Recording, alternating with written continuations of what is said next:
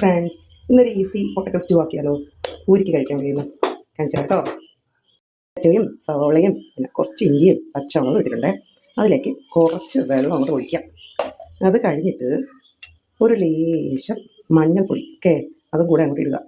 അത് കഴിഞ്ഞിട്ട് നമുക്ക് അത്യാവശ്യം വേണ്ടൊരു സാധനം എന്താണ്? ഉപ്പ്. ഇത് മറക്കാൻ പാടില്ല. ഇതും കൂടെ അങ്ങോട്ട് ഇടുക. എന്നിട്ട് അങ്ങോട്ട് ഇളക്കുക. എന്നിട്ട് കുക്കർ അങ്ങോട്ട് അടയ്ക്കുക. 3 വിസിൽ വരുമ്പോൾ കുക്കർ അങ്ങോട്ട് ഓഫ് ചെയ്യുക. വിസിലടിച്ചതിന് ശേഷം അടപ്പ് അങ്ങോട്ട് തുറക്കുക. അപ്പോഴത്തേക്ക് നമ്മുടെ കുക്കറിലുള്ള പൊട്ടറ്റോ ചേട്ടന്മാരെല്ലാം നല്ല വെന്ത് ഉടഞ്ഞിട്ടുണ്ടാവും. അപ്പോൾ ഉടയാത്ത ചേട്ടന്മാരെ ഇങ്ങനെ നാളെ കിട്ടും. അപ്പോൾ അത് ഉടഞ്ഞോളും.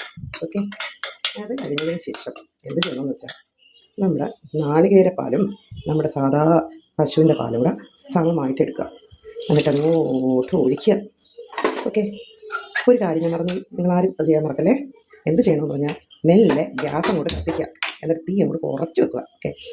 എന്നിട്ട് നല്ലോണം ഒന്ന് എന്ത് ചെയ്യുക, അങ്ങോട്ട് ഇളക്കി കൊടുക്കുക. എന്നിട്ട് ഇങ്ങനെ ഒന്ന് കുത്തി കൊടുക്കുക. കറി തിളച്ച് വരുമ്പോഴത്തേക്ക് കുറച്ച് കുരുമുളക് പൊടി കേട്ടോ. എന്നിട്ട് കുറച്ച് നമ്മൾ വീട്ടിൽ പൊടിച്ച ഗരം മസാല പൊടി കേട്ടോ. ഇതും കൂടിയിട്ട് അങ്ങോട്ട് ഇളക്കുക. ഇളക്കിയതിന് ശേഷം എന്ത് ചെയ്യണമെന്ന് പറഞ്ഞാൽ ഇവിടെ നമ്മൾ നേരത്തെ തീ വെച്ചില്ലേ, അതൊന്ന് സിമ്മിലോട്ട് ഇടുക. എന്നിട്ട് എന്തോ നിലത്ത് വീണ് പോയി ആകോട്ടെ.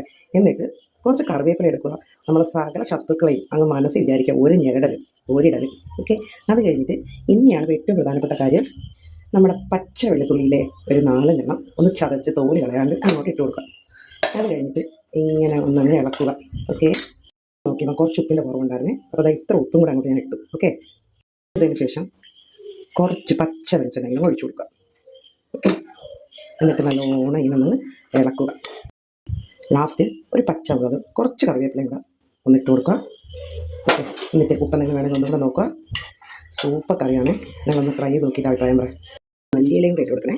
ഇതൊന്നുകൂടി ടേസ്റ്റ് എൻഹാൻസ് ചെയ്യും.